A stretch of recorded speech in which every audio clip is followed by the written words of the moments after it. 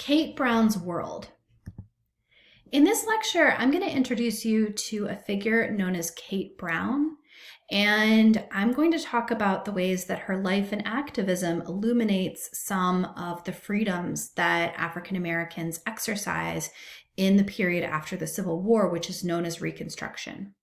And Kate Brown was a free woman in Washington, D.C., and she worked in the U.S. Capitol during slavery and Reconstruction. So Kate Brown was born in Alexandria, Virginia in the 1830s. And Alexandria at the time had been part of Washington, D.C. at some point, but then it becomes its own separate city and it becomes part of Virginia. And both Virginia and D.C. had large populations of free African Americans, although slavery was legal in both of those states. And in 1853, she moves across the Potomac River to Washington, D.C., where she becomes a live-in servant for Edmund French, who's a wealthy civil engineer. And slavery is still a legal institution in Washington, D.C., so her freedom is a little bit fragile, but she is certainly excited by the opportunities in the city.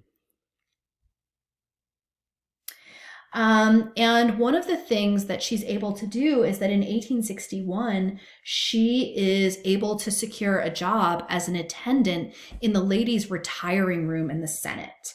And so Washington, D.C. was a really dirty city in the 19th century. And it had horses and other forms of waste. So it was necessary for visitors to have these elaborate washrooms in the U.S. Capitol building. And so the Senate's quarters for lady visitors included a ladies' gallery and a ladies' washroom. And Kate Brown was able to earn $1 per day. And she also washed the Senate's tools and curtains and was able to earn about $50 a month, which was pretty significant. And as Kate Brown is working in the U.S. Capitol building, the United States enters the Civil War, and a huge number of radical Republicans are elected to Congress, and they really try to press the United States to abolish slavery.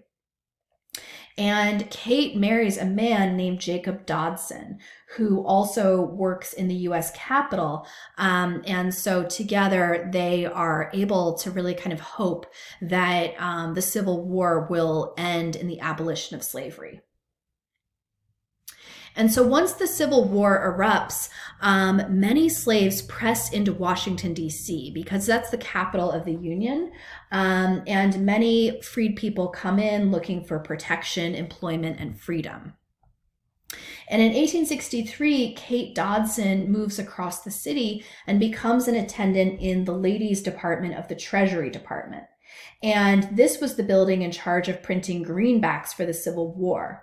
And she is actually present in the building when they print the Emancipation Proclamation, which announces that slaves in southern states are now free. And Kate Dodson also registers a membership with the 19th Street Baptist Church. And here she assists freed people in the city by working to alleviate poverty, helping them to find food and shelter and find work. So in the next lecture, I'm going to talk about how she exercises some of her freedoms during the Reconstruction period.